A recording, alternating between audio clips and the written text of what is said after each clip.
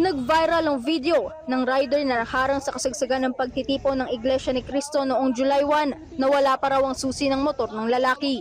Pinagtripan umano ng mga hindi pa natutukoy na individual ang lalaki dahilan kaya nasakit daw sa gitna ng programa. At ang viral video nakarating sa Senado. Gusto mo ba mamatay? Hinahanap ngayon ni Senator Raffy Tulfo ang nanigaw na isa umanong pulis. Yung tao, overwhelmed na siya ng mga relihista, and then sinisigawan siya, kinuha yung susi niya, at yung isa pa doon, binantan siyang papatayin, tapos ngayon siya pa yung pagagalitan ng pulis. Ang sakit noon. So sino yung pulis na yon? And I want that policeman identified and isalang siya sa retraining program.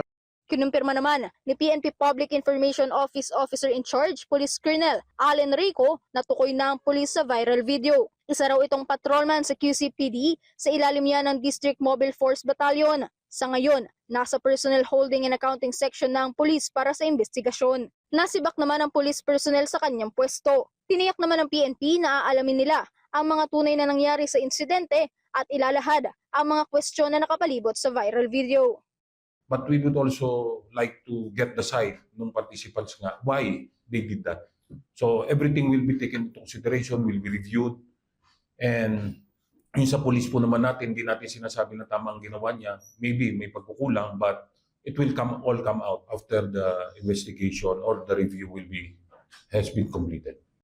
Nilinaw din ni Ko na nirerespeto ng PNP ang naging concern ni Senator Tulfo sa insidente.